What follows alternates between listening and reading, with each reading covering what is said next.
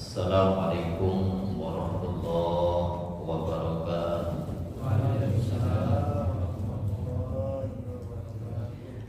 Alhamdulillah, wassalatu wassalamu ala rasulihil mustafa wa ala alihi wa sahbihi wa mawala. Asyhadu an la ilaha illallah wahdahu la syarika lah, wa asyhadu anna Muhammadan abduhu wa rasuluh. Allahumma salli wa sallim ala nabiyyina Muhammadin wa ala alihi wa sahbihi ajma'in. Amma ba'du. Jemaah subuh yang dirahmati Allah, kesempatan yang Allah anugerahkan kepada kita, kita mengambilnya dan memanfaatkannya. Salat subuh kita tunaikan berjamaah dengan niatan yang tulus. Sembari kita lanjut untuk ngaji bareng, mudah-mudahan semakin barokah hidup kita. Amin. Salawat dan salam semoga tetap terlimpah kepada junjungan kita Rasul kita Muhammad sallallahu alaihi wasallam. Baik jamaah yang dirahmati Allah, untuk lanjutannya kita masuk di yang ke-442. Babu ma'rawa fi man nama lain ajma' hatta sabah. Bab yang menjelaskan tentang seseorang yang tidur seluruh malam hingga pagi. Bab yang menjelaskan tentang orang yang tidur seluruh malam hingga pagi. Hadis Abdullah bin Mas'ud radhiyallahu anhu. Hadis yang bersumber dari Ibnu Mas'ud, Abdullah bin Mas'ud, semoga Allah meridhai, ia berkata, Zukira inda Nabi sallallahu alaihi wasallam, diceritakan kepada Nabi sallallahu alaihi wasallam, rajulun nama lailahu hatta subah. Seseorang laki-laki yang tidur semalam suntuk hingga pagi. Rasul bilang, dzaka rajulun, itulah seseorang bala syaitan yang setan mengunci fi udunaihi, di kedua telinganya, atau Rasul bilang gini, fi udunihi, di salah satu telinganya. Akhrajahul Bukhari. Hadis diriwayatkan oleh Imam Bukhari. Baik, hadis ini nampaknya cukup simpel, ya, cukup pendek, namun kita telaah, insyaallah bisa kita perluas penjelasannya. Baik, Abdullah bin Mas'ud menyampaikan tentang kisah atau kejadian yang dialami oleh seseorang, dan itu disampaikan ke Nabi. Kenapa sampai tembus ke Nabi, sampai berita ini ke Nabi? Karena kebiasaan sahabat, seorang yang jujur, yang betul-betul takut ketika belum ada ilmu untuk memberikan solusi, maka konsultasinya ke Nabi. Jadi permasalahan yang terjadi di lapangan tentang seorang yang tidur semalam suntuk, itu bagaimana?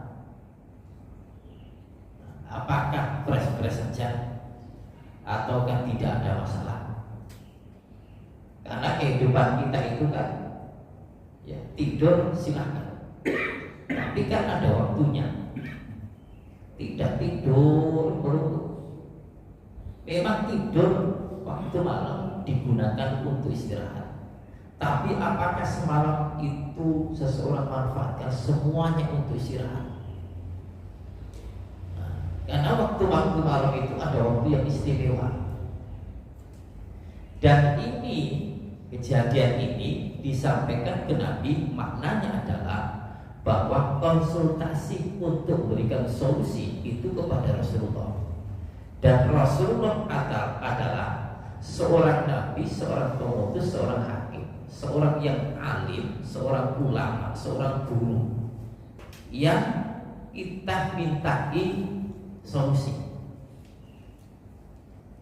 Kembali ke kita, ketika kita itu ada masalah, kita itu ada sesuatu yang belum selesai urusan ini, saya belum mengerti, saya belum paham. Apakah tidak paham itu kita simpan, kemudian sudah semampu saya? Tidak. Di lingkungan kita, di area kita itu ada orang-orang yang alim, orang-orang yang bisa untuk memberikan solusi. Maka itu yang kita tanyakan. Jadi kita tanyakan ke beliau. Makanya dalam surat An-Nahl ayat 43 itu, fas'alu ahla dzikri in kuntum la ta'lamun. Jadi kita itu diminta untuk memberikan solusi. Tanya kepada orang yang ahli dzikr, ahli, orang yang mengerti. Karena kita itu sudah tahu. Jadi kesalahan seseorang itu kadang-kadang permasalahan disimpan, diselesaikan sendiri, padahal itu salah. Ini penting. Jadi ayatnya itu memberikan solusi. Tanya. Ya, tanya. Lah sahabat seperti itu. Jadi tanya langsung kepada Rasul, karena Rasul memberikan solusi dan Rasul menyelesaikan segala permasalahan. Dan sekian banyak hadis permasalahan sahabat itu ketika ada Rasulullah, tanyanya ke Rasul.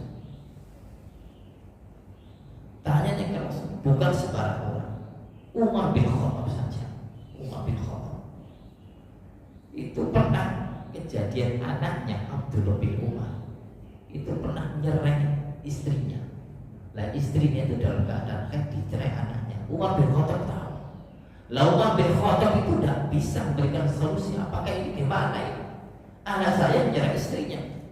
Nah, Umar tanya ke Rasul. Nah ini, Umar tanya ke Rasul. Nah ini maksud saya, hal-hal yang mungkin para sahabat tidak mengerti, langsung tanyanya ke Rasul. Demikian juga Umar bin Khattab.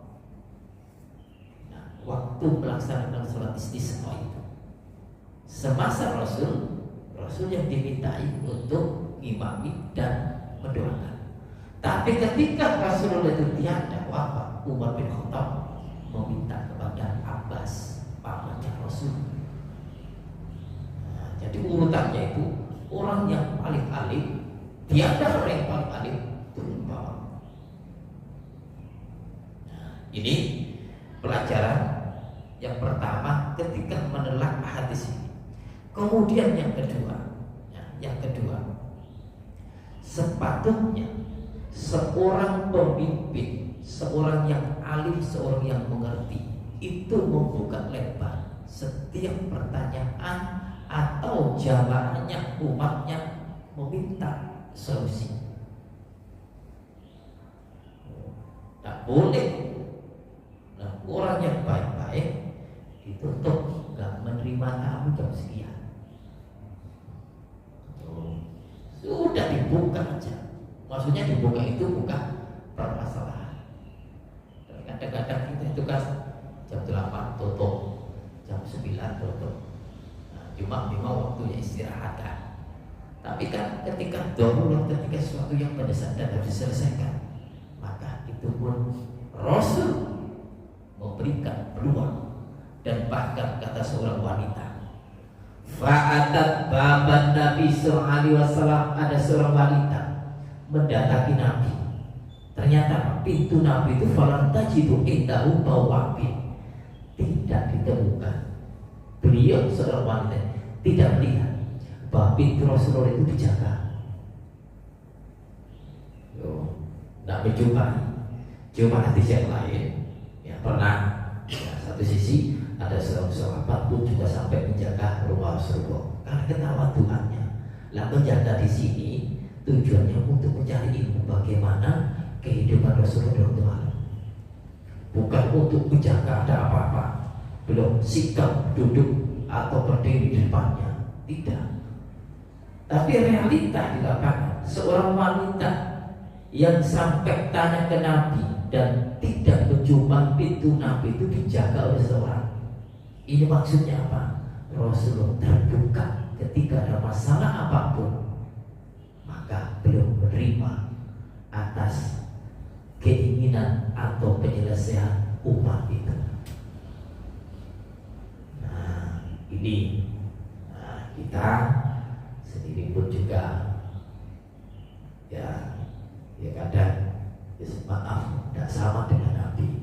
Walaupun tidak sama, paling tidak kita kan sekarang informasi atau fasilitas yang tersedia di kita, walaupun tidak sampai ke rumah kita, seorang yang alim, seorang yang bisa dimintai pertanyaan dan berikan solusi, paling tidak WA dulu kok cetak satu. Ini berarti nomor cetak satu WA hanya apa ini. Dilihat centang 2, wah masuk ini. Apa centang 3, centang 2, centang biru. Berarti dilihat. Kadang-kadang yang banyak itu juga dan centang biru ini dilihat apa tidak ini. Ternyata di slip. Ini saya mau tanya, ternyata kok dibalas, tapi centangnya nggak centang biru. Nah, di HP itu kan ada gitu kan ya. Nah, ini kadang-kadang seperti itu. Nah, kita tinggal mensikapi. Nah, dijawab, alhamdulillah belum dijawab, berarti pribon. Mungkin penting gak dibelai, gak disambung, gak dijawab, ya wis. Benar, nek kapan kita ibu permasalahan dan yang bisa menyelesaikan kita inginkan itu orang yang jauh dari kita. Nah, kalau toh itu memang membutuhkan, ya coba-coba aja. Ya kita datangi dan belum menemukan orangnya, yes, belum waktunya gitu aja. Ini kan ribet-ribet. Nah, ini realita di lapangan, seorang perempuan sampai tanya ke Nabi gitu. Ini yang kedua. Selanjutnya yang ketiga, ini permasalahan malam. Dan di dalam waktu malam itu Bapak Ibu ada waktu yang istimewa, yaitu sholat malam. Sholat malam ini memang kalau kita perhatikan, afdal sholati ba'da sholatil fardhu ain sholatul lail. Sholat yang paling afdal setelah sholat fardu itu sholatul lail, sholat malam. Dan ketika seorang itu tidur melulu hingga malam, tak bangun sampai pagi, nah ini innalillah. Innalillah. Tapi maksud kami, orang yang memang betul-betul tidurnya itu malam, habisnya sudah tidur, kemudian malam gak bangun sampai pagi, ini yang saya maksud. Tapi kadang-kadang orang itu habis musafir perjalanan, ini kan berkasus gitu. Nah, suatu saat kadang-kadang kita berjumpa itu sudah capek malam itu, kemudian paginya garinan. Nah, nopo masuk kategori TPP setan. Padahal hadis mengisahkan seorang yang tidur semalaman, malamnya itu tidur semua. Ternyata kata Nabi, itu orang yang TPP setan. Nah, kita lihat permasalahannya. Jadi permasalahan ini memang makna hadis rajulun nama lailal hatta asbaha, seorang yang tidur malam subuh semuanya itu ternyata sampai pagi. Di mana ada yang sampai subuh, ada yang sampai pagi. Itu Rasul bilang itu orang yang dikencingi setan. Nah, kita ambil dulu bahwa sholat malam itu adalah sholat yang sangat penting setelah sholat wajib, sholat yang paling afdol dari sekian sholat sunnah, dan itu derajatnya di bawah sholat wajib. Nabi sampai bilang, nek kapane guru iso waktu malam itu kita ambil banyak, mendekati subuh, sholat di rakaat, sarakaat.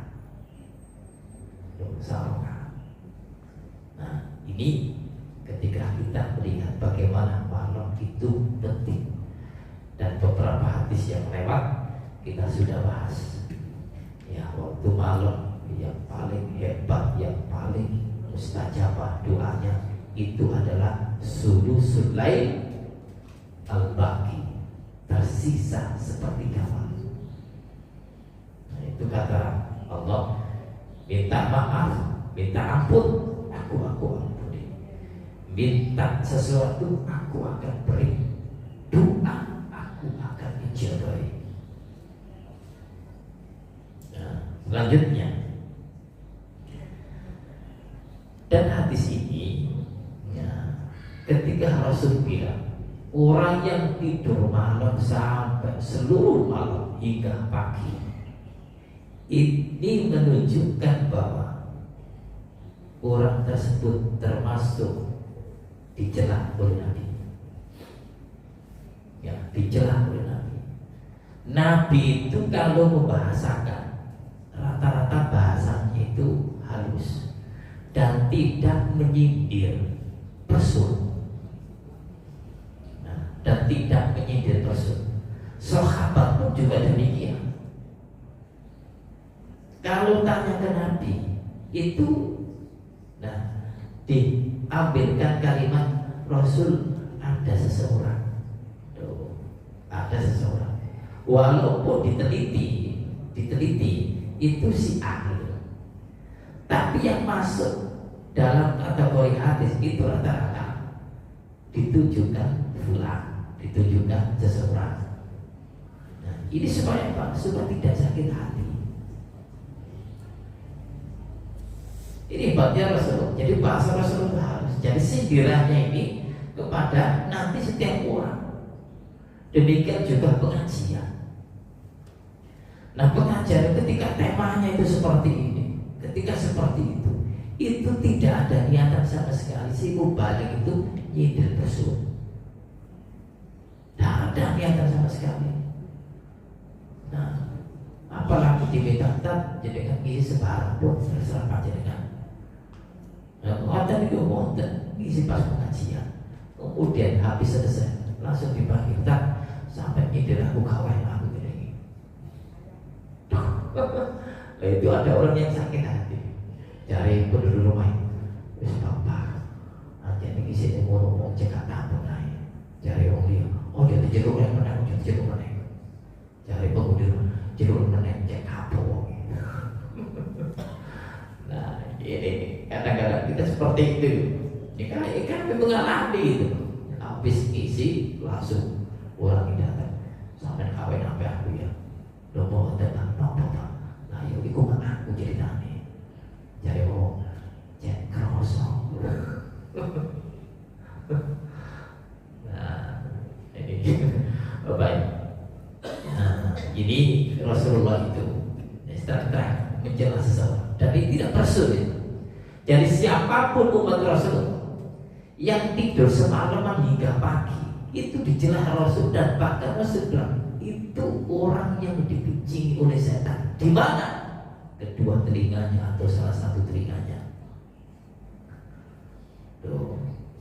Nah, ini menunjukkan setan itu Bapak Ibu semalam gak tidur, dan memang saya terus gak ada yang tidur dan ada yang capek kerja terus udah malam, kemudian pagi, siang, sore 24 jam. Gak ada ceritanya setan mulai jam 1 itu yang tanggal 8 istirahat. Itu kan manusia ya. Nah, manusia itu kalau malam istirahat, kemudian siang kadang-kadang tidur siang. Lah setan kalau cerita 40 jam kerja terus menggoda manusia dan tidak ada capek. Tidak ada capek. Nah, ketika berbicara masalah setan, nah ini menunjukkan kejelasan bahwa setan itu itu punya kelamin. Kemudian setan itu bisa mengenci seseorang. Dan setan pun di hadis yang lain juga bisa ketuk. Nah, berarti apa? Ada dua lubangnya, dua dubur, kubur dan dubur. Di hadis, idza nudiya lis-salati adbar syaitan walahu dur. Setan itu kalau ada panggilan sholat, adzan berkumandang, maka setan itu lari, kemudian sampai terkencing-kencing, walau betul sampai terkentut-kentut, kata la yasma at-ta'dhin, sampai setan itu tidak mendengar adzan. Oh, iki setan kabur nek ana wong adzan. Adzan padahal adzan itu waktu yang terputar dalam dunia ini, di dunia ini. Sebetulnya adzan itu terus. Kalau diputar, habis adzan ini, adzan sana, karena waktunya berbeda. Tapi maksudnya di sini, setan itu kan berada di lingkungannya masing-masing. Ya, di lingkungannya masing-masing. Sehingga lingkungan ini, setannya ya di sini. Dan ketika lingkungan sini ada perkumandang adzan, setan yang ada di sini lari sampai gak mendengar,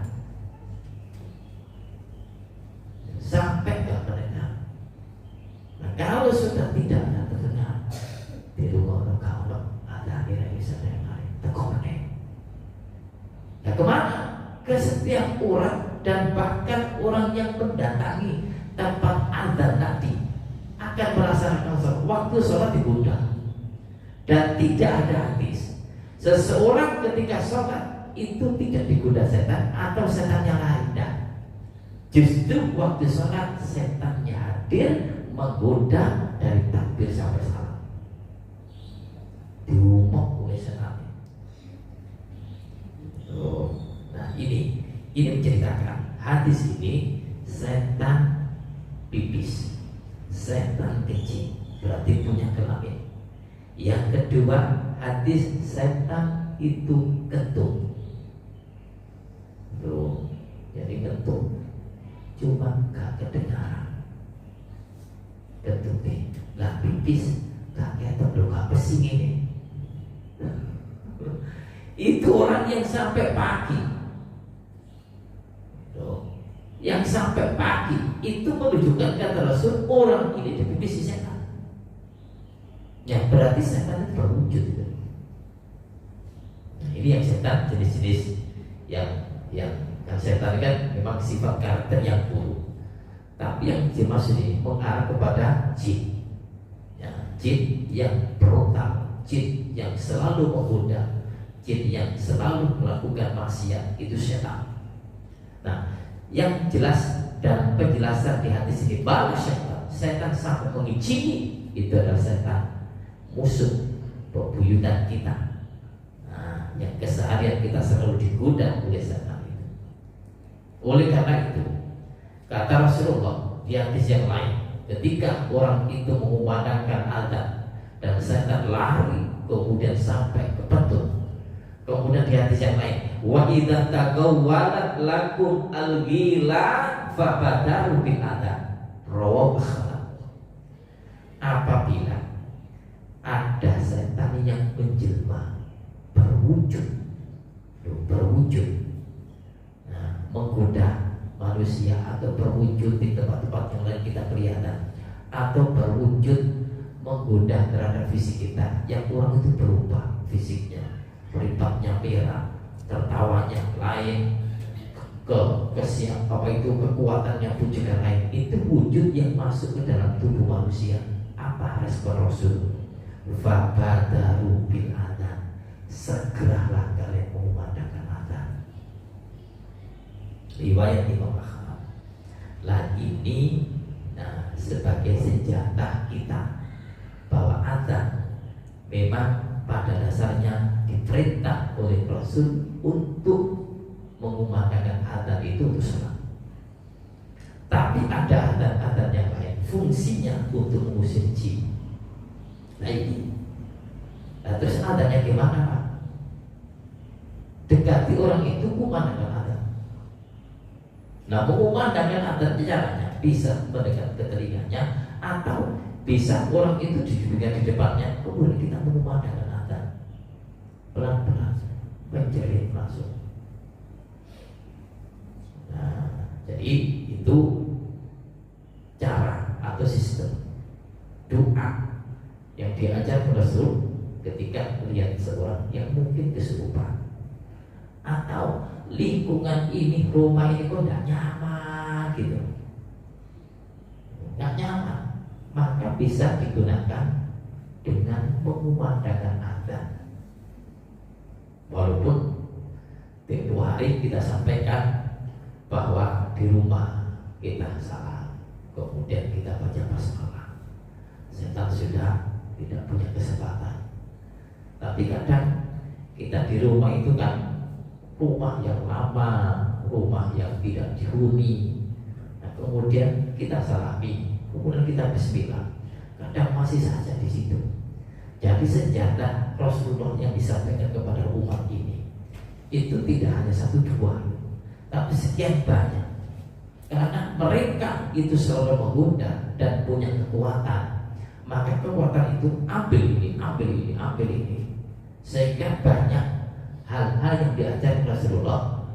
Ucapkan salam, bismillah, ternyata di hadis yang lain, nah dengan cara-cara baca Al-Quran, di hadis yang lain ini, yaitu dengan mengumandangkan adzan. Tuh, nek kapane adzan, berkumandang adzan untuk sholat lewat speaker itu laki-laki. Tapi kalau mengumandangkan adzan untuk mengusir jin, boleh perempuan. Nah, ini bedanya. Nah, untuk mengumandangkan adzan, memanggil orang sholat wajib laki-laki. Tapi kalau adzan yang seperti ini untuk mengusir jin, baik yang kelihatan tadi kemudian hilang, atau rumah itu yang nampaknya gak nyaman kali ini, saya gemeter dengan ini, maka si ibu, si perempuan silakan untuk mengumandangkan adzan. Karena bukan tujuan untuk manggil salat, untuk mengusir jin, perempuan boleh. Bapak Ibu, jamaah yang dirahmati Allah Subhanahu wa taala. Nah, ini sekian hadis. Kemudian ayat kita begini. Surat An-Nisa 119. Rasul Allah berfirman, "Walau dzillannahum, janjinya iblis akan benar-benar saya sesatkan mereka. Benar-benar akan saya sesatkan mereka. Mereka siapa? Manusia. Jadi kita itu hidupnya digoda terus, disesatkan, jangan sampai masuk atau berjalan di jalan yang benar. Lalu walau maniyanahu, dan aku jadikan pikiran mereka itu kosong. Loh, dari sebalik-balik rambut, gampang kelebon. Maka ini maunya hidup kita tuh dibuat fresh. Kadang-kadang dodolan rugi dengan kosong pikiran. Atau tuh dodolan wis ngitung bali di sini pikirannya terlena. Ini sih kosong-kosong, ini kemasukan. Hanya orang-orang kesurupan itu aja kosong-kosong pikirannya. Rata-rata ini dibuat setan begitu. Saya kosongkan pikirannya sehingga setan yang lain bisa masuk. Mau melayang kemana-mana. Waktu ketemu apa? Iya nggak sadar kedua pokoknya. Lalu lagi, wal amrannahum fala yubattikunna wa adzanal anam. Dan aku perintahkan manusia itu motong telinga-telinga binatang ternak. Dan itu dilaksanakan wa amurannahum falayughayyirunna khalqallah, dan aku perintah mereka agar berubah ciptaan Allah, agar berubah ciptaannya Allah, falayughayyirunna, maka mereka dirubah ciptaan Allah itu. Jadi ini godaan-godaan setan semua. Allah menciptakan, mendesain kita dengan sebaik-baiknya, kadang dirubah gitu. Kemudian bisa api-api digebrona. Banyak yang sekarang ya di perempatan ya disemprot nomor.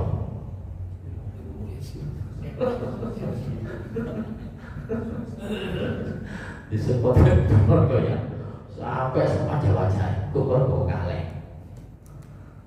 Loh, tahan sampai kan sadar disemprot lagi. Tapi apa? Sensasi Pak, ini Pak, sensasi.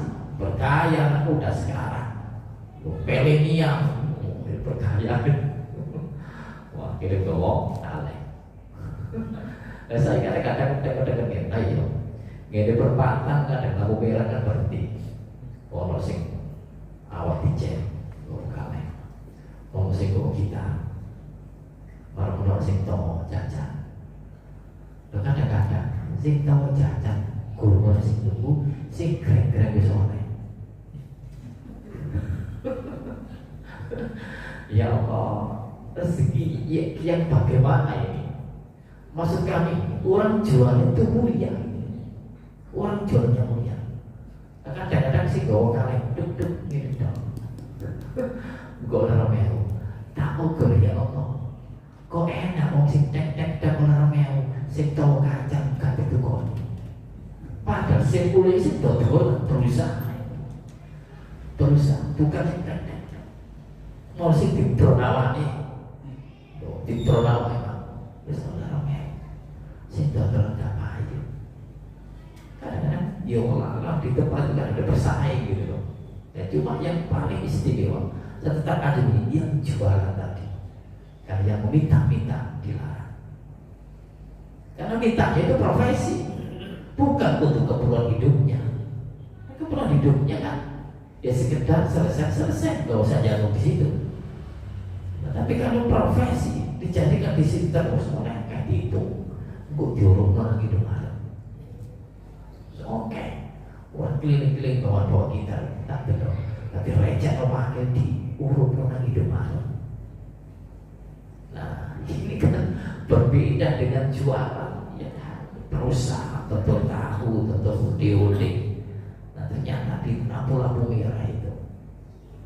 Ya, baik, kita lanjut. Orang yang merubah ciptaannya Allah, ya, itu diantaranya wis api-api diprodani atau ditato. Oh, ditato. Ini larangan haram. Ya, mentato itu. Nah, Rasul SAW anil wasyabi.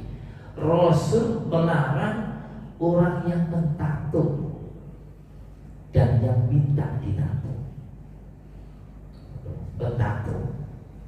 Nah, ini Masya Allah ya, kita harus terhindar dari perubahan-perubahan yang ada di kulit kita. Nah, kita mau keren, kadang-kadang ini tato.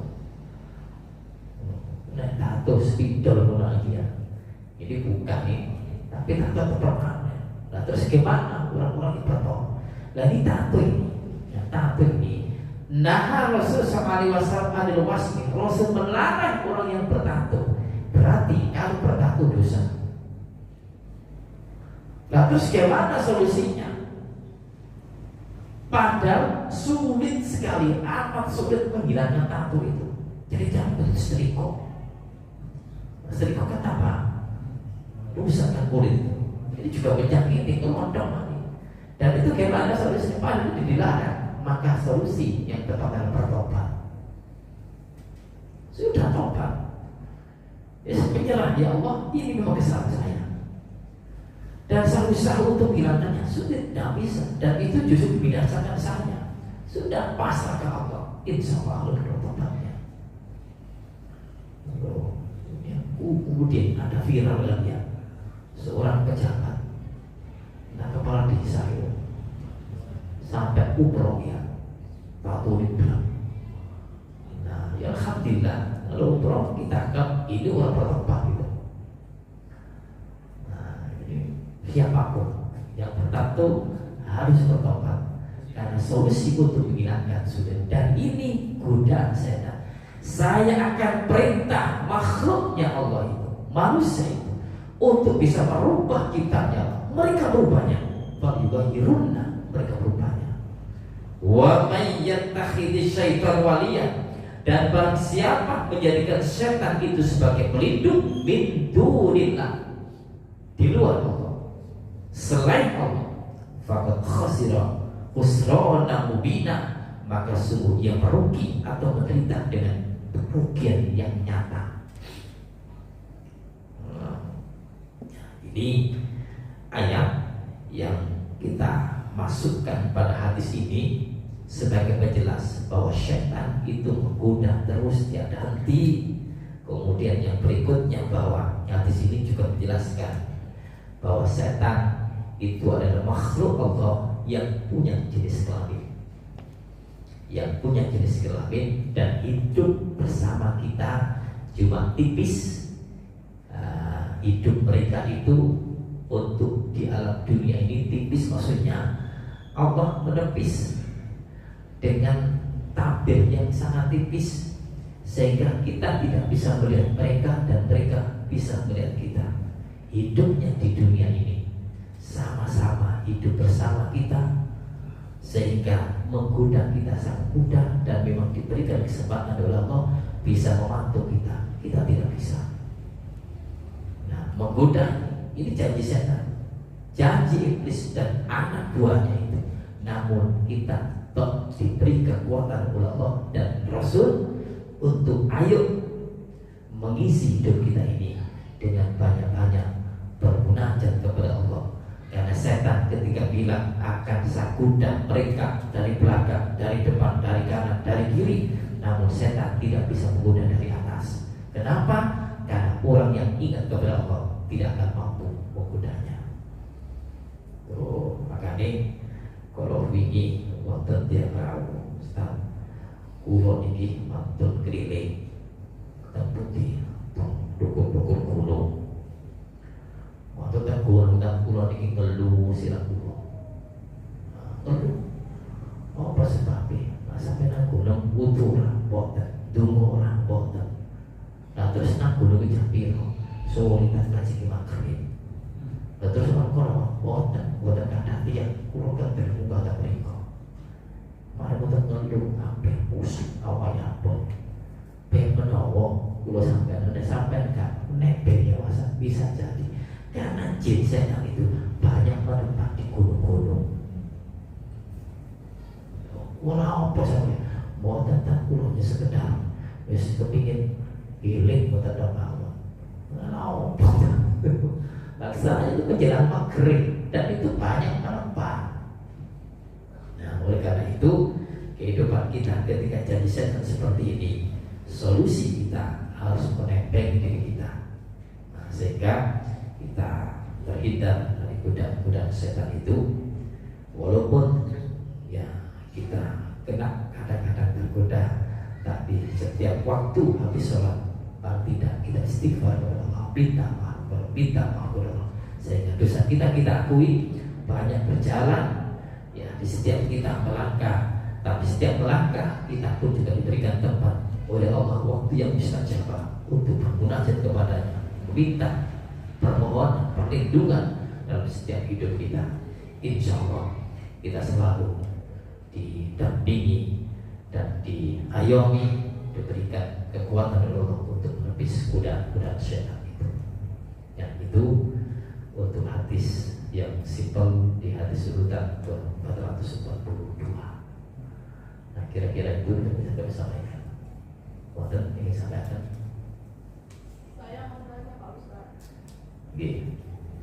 Ini berkaitan sama pengajian yang kemarin itu Pak Ustaz, yang setiap melakukan aktivitas kita membaca bismillah.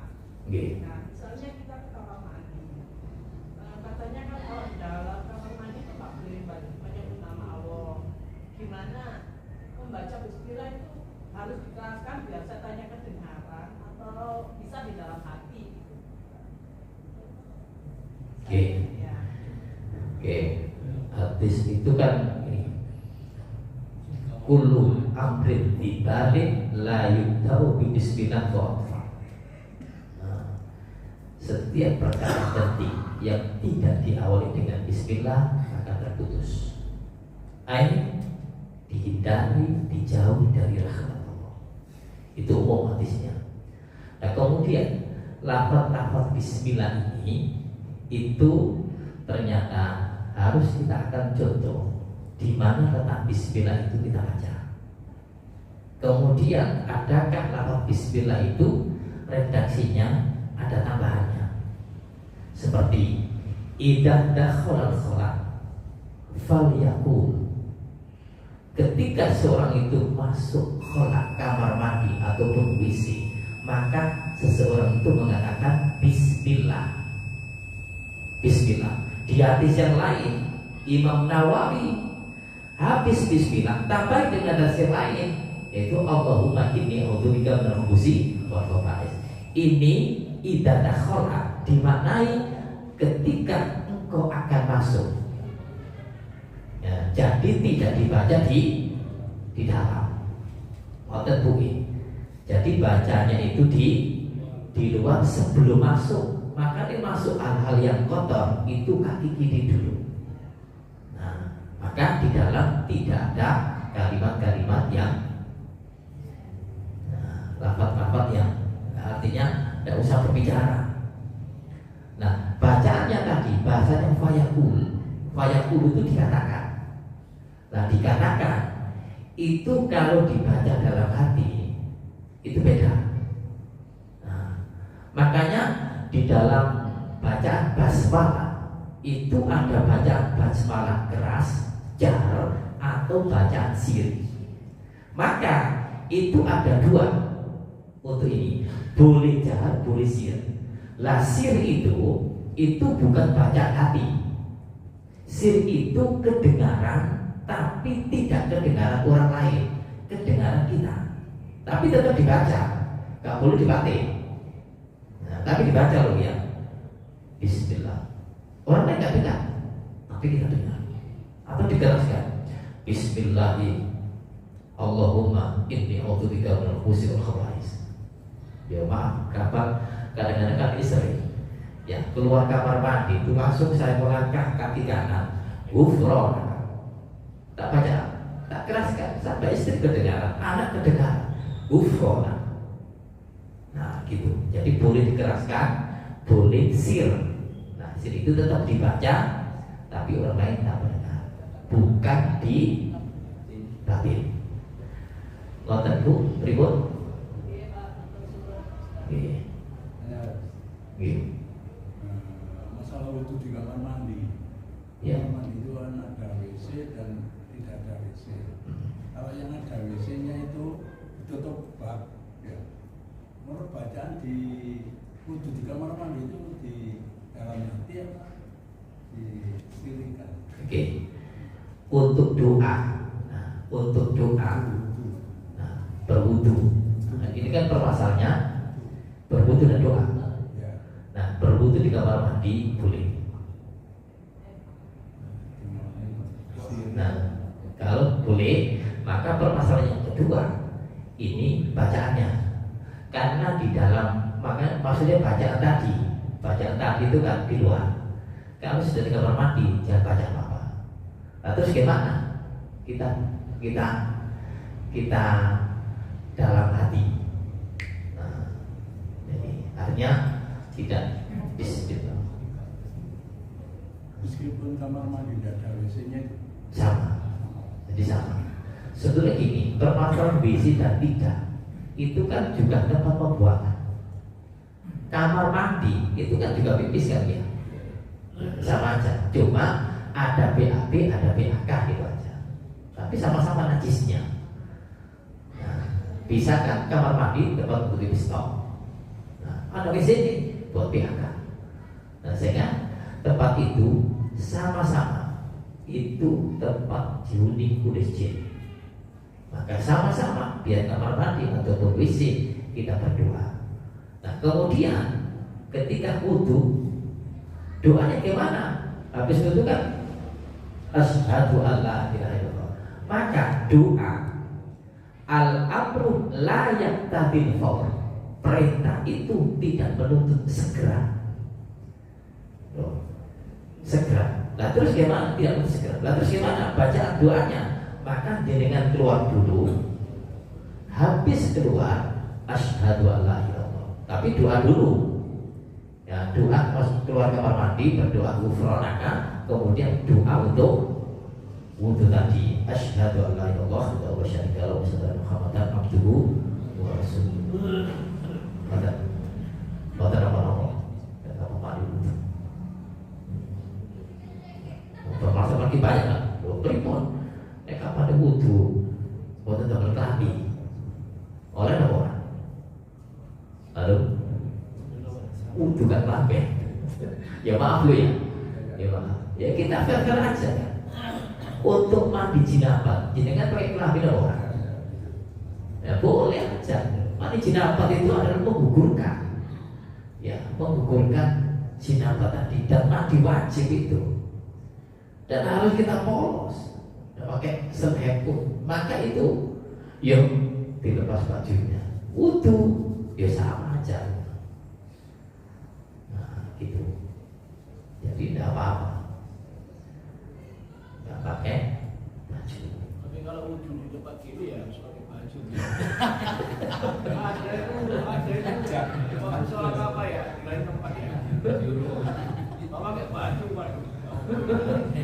Dia kadang-kadang menyambut kawin ya, sering-sering kan. Boleh ya pakai. Nah, cuma permasalahannya di sini kan ya.